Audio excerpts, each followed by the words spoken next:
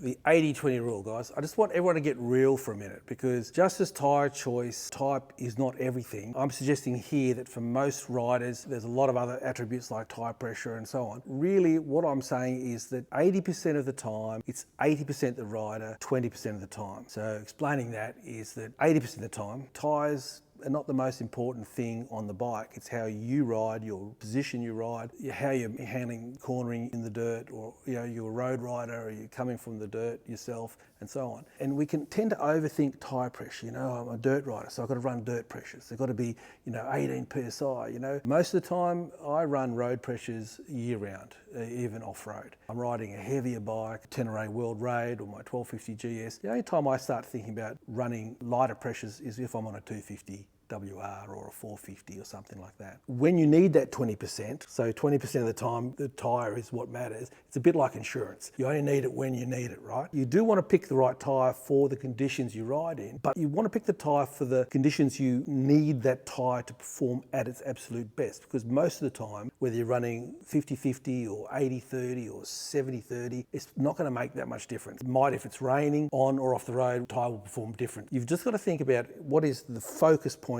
that you want to run that tyre for, and the rest of the time ride to the conditions with the tyres that you have on the bike. Pretty much for me, if there's the wheels around and there's air in the tyre, I'm happy to ride that bike. We just got back from India, 3 weeks on Royal Enfields, and they were very much a road biased tyre, even though we were riding in sand and sometimes, off-road. Most of the time we're on the road, so the bikes performed quite well. And when we're off-road, we just had to be mindful we didn't have knobbies on those Enfields. Not a lot of torque, not a lot of power. The other thing too, if you're going to light that bike up, you're going to, no matter if it's a big bike like a 1250 or a 1290, the fact of the matter, there's no tyre out there that will not get torn to shreds if you want to use all the power and all the torque that you have in that big bike. They're just not designed for it. They're designed for grip and running at a reasonably smooth pace. And as Stephen Gall, my mentor, would say to me, smooth is fast. It might be a lot of fun to rip that rear tyre up, but don't be surprised if you're going through tyres twice as fast as your mates who are riding a little bit smoother than you, just not lighting up the rear end as much. So think about that. Motorbikes have been around for close to 100 years, and for 90 of those years there wasn't really an adventure tyre out there. So this is a fairly new, in the last decade, 15 years, adventure tyres have been coming to fore, and we've been thinking about it a lot. But for all those years, people riding their bigger bikes, the road bikes off-road, they were basically riding with road rubber and just riding to the condition. Think about how good a rider you really are before you blame your bike or your tyre choice if things go sideways. The front end will let go more because you haven't got weight over the front end and you're not weighting the outside peg and driving weight through the contact patch on the front wheel. You're more likely to lose it because than because you haven't got enough air in your tyre or you don't have the right tread pattern on the front wheel. Think about if you're riding a heavy bike loaded up with gear,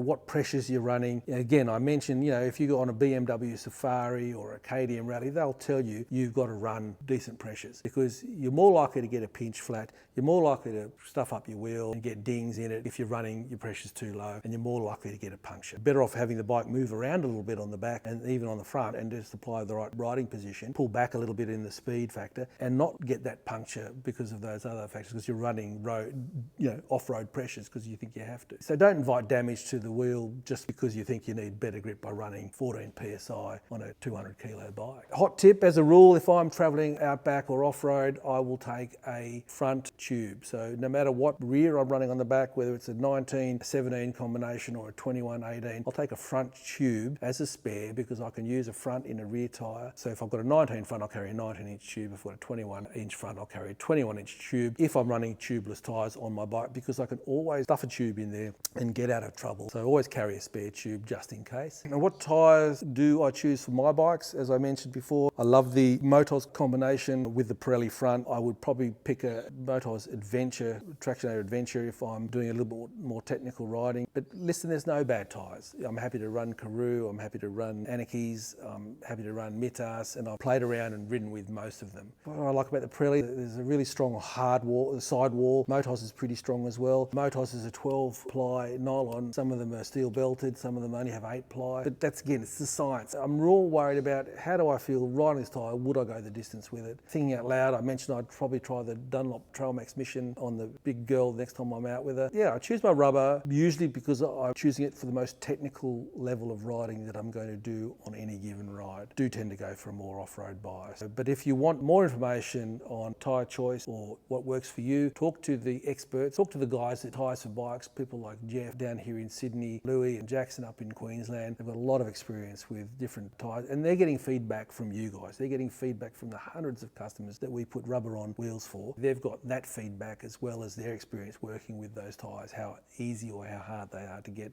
on and off the rim. There's no bad tyres, just different tyres. There are bad riders though, and different values most manufacturers will attribute to their tyres. And choose a tyre for the condition that you want to ride in. And kids, as I said before, there are no such things as unicorns, even though we're still chasing for them. But listen, I do believe Santa does exist. Fantastic.